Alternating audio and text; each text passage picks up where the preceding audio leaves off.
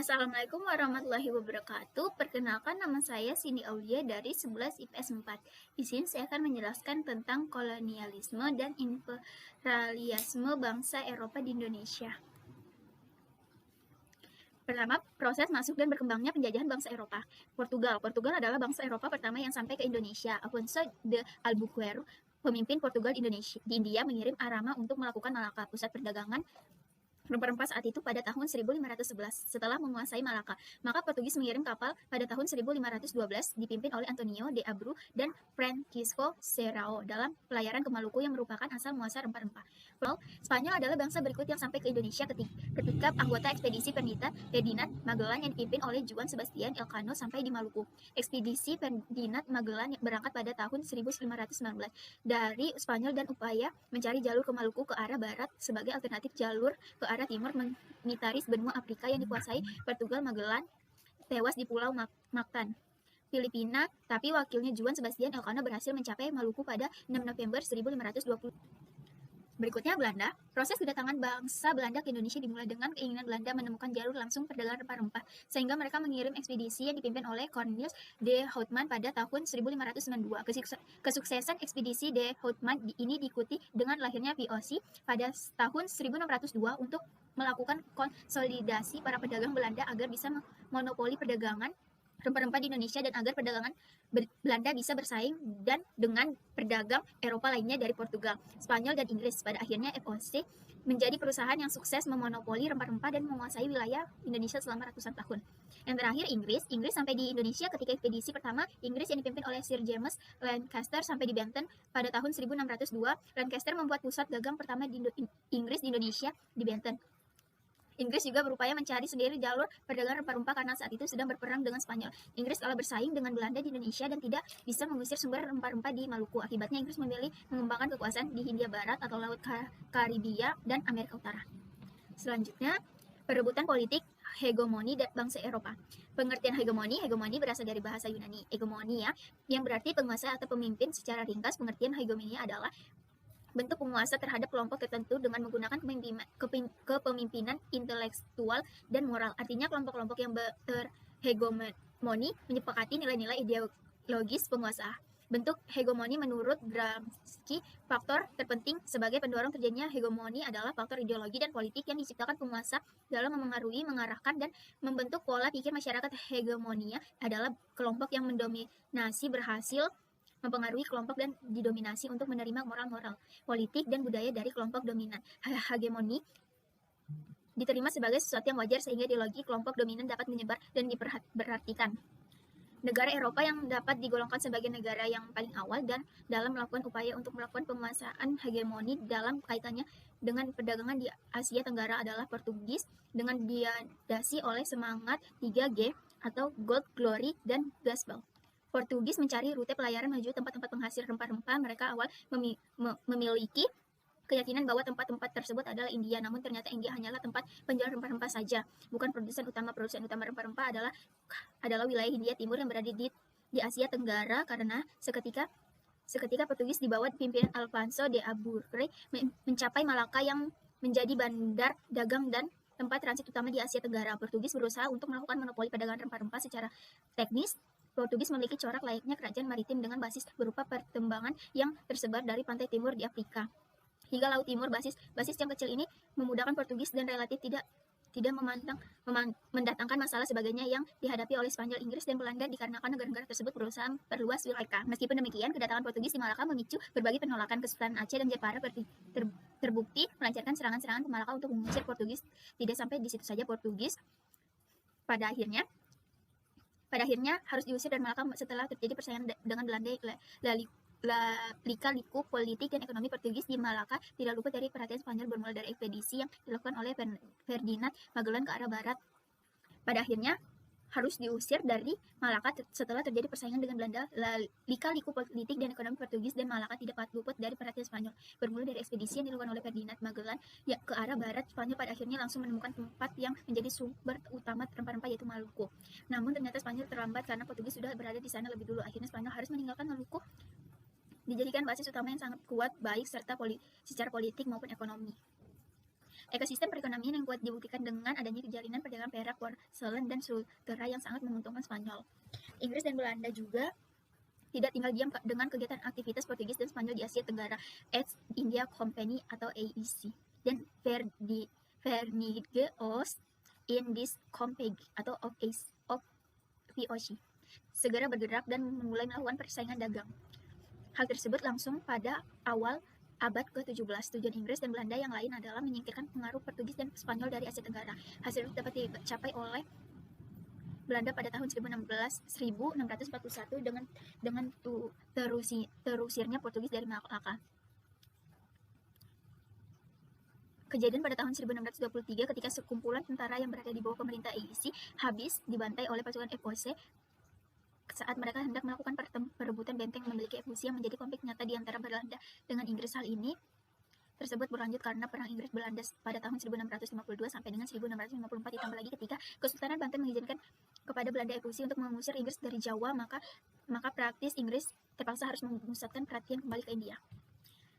Yang ketiga, dampak selama penjajahan bangsa Eropa Inggris bagi bangsa Indonesia. Dampak negatifnya sama seperti penjajahan lainnya. Tentu penguasaan Inggris terhadap Indonesia juga menyengsarakan rakyat tanah milik rakyat secara sah dianggap milik pemerintah Inggris, dan rakyat dibebankan pajak atau lender atas tanah yang sebenarnya milik mereka sendiri. Sementara itu bagi petani yang tidak punya tanah juga diwajibkan membayar pajak kepala. Selain itu, kebijakan Thomas Thornton Russell yang mengengkang kekuasaan kerajaan dan pembesaran bumi putra lainnya membuat perpecahan muncul dalam tubuh kerajaan, seperti pada kerajaan Mataram Yogyakarta yang pecah menjadi dua. Alasan utama pengengkangan ini adalah karena kemandirian dan kedaulatan mereka dianggap membahayakan, dan demikian penjajahan Inggris sama saja dengan penjajahan Belanda.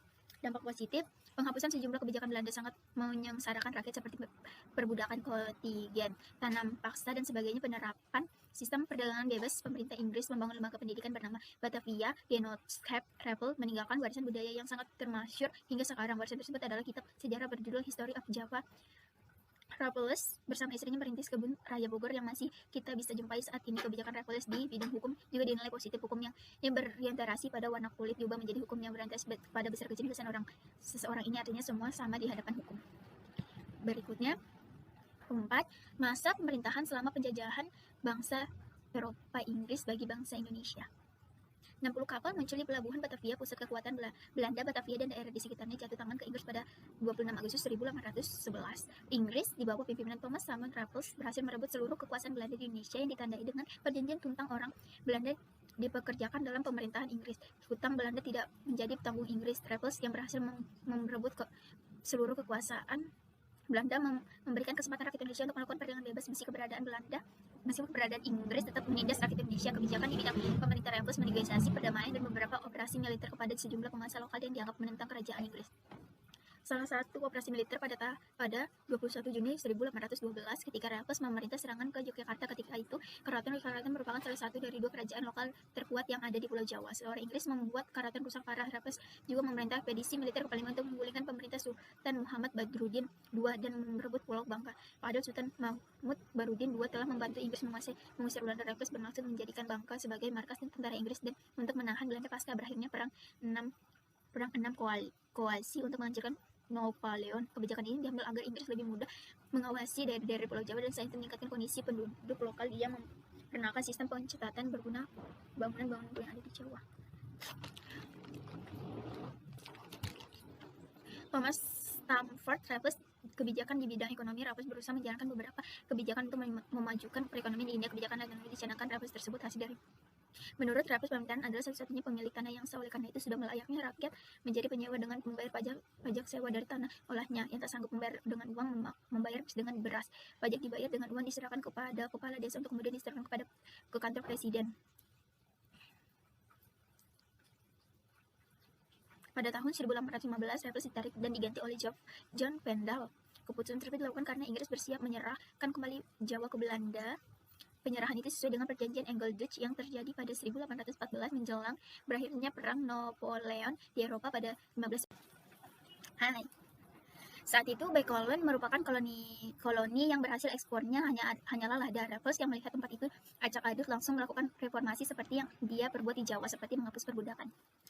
Selanjutnya, strategis perlakuan bangsa Indonesia terhadap penjajah bangsa Eropa sampai abad ke-20.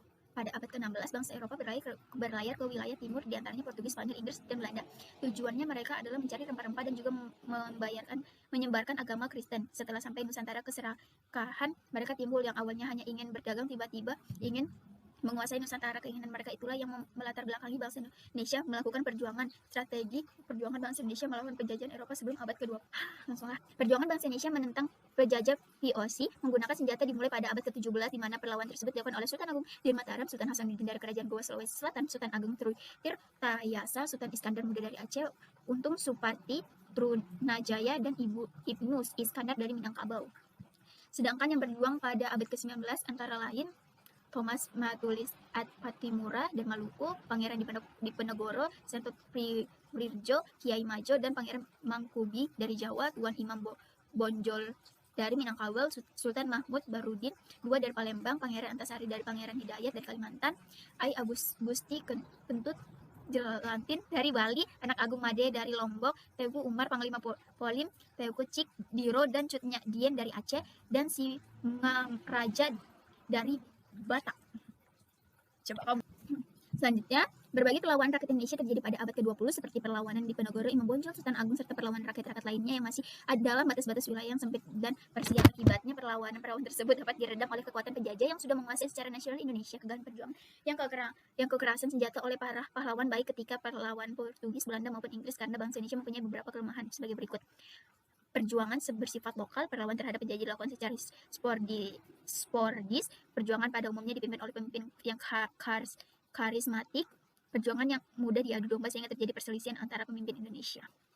Bangsa Indonesia sadar bahwa penjajahan yang terintegrasi dengan baik tidak mungkin dapat dikalahkan oleh perjuangan yang bersifat lokal dan tidak terorganisasi. Oleh karena itu, strategi perjuangan baru lebih diorganisasi dengan baik agar setelah abad ke-20 menggunakan strategi yang baru dan bisa mengalahkan penjajah. Strategi perjuangan bangsa Indonesia melawan penjajah barat sesudah abad ke-20. Perjuangan bangsa Indonesia pada abad ke-20 ditandai dengan berdirinya organisasi pergerakan massa pergerakan nasional tahun 1908 sampai 1942 dibagi dalam 3 tahap berikut, yaitu masa pembentukan, masa radikal atau non-kooperasi, masa modern atau kooperasi. Selanjutnya, terakhir, dampak setelah penjajahan bangsa Eropa Inggris bagi bangsa Indonesia meliputi politik, budaya, sosial, ekonomi, dan pendidikan. Untuk politik, Raffles sudah meletak dasar pemerintah yang modern. Jawa dijadikan tempat pusat pemerintah dan menjadi wilayah prefektur. Dahulu, hukum yang digunakan itu hukum adat dan kemudian diubah menjadi hukum barat modern. Ekonomi, perkebunan di Jawa terus berkembang, tetapi di Sumatera mengalami sulit untuk mendapatkan tenaga kerja sehingga dilakukan program transmigrasi. Pengusaha pribumi dengan modal kecil kalah bersaing dengan pedagang besar karena pintu politik terbuka. Diperkenalkannya sistem sewa tanah. Selanjutnya budaya.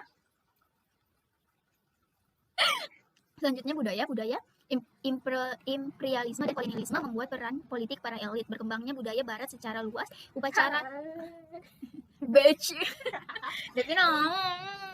Berkembangnya budaya barat secara luas, upacara dan tata cara yang berlaku di istana kerajaan juga disederhanakan. Berikutnya pendidikan, ditulis buku berjudul History of Java. Buku berjudul History of the East. Raffles juga aktif dalam mendukung Batavia Genootschap.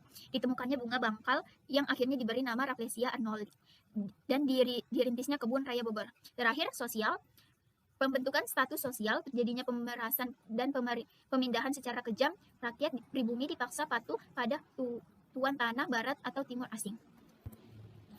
Sekian dari saya. Apabila ada salah kata, mohon dimaafkan. Saya akhiri. Wassalamualaikum warahmatullahi wabarakatuh.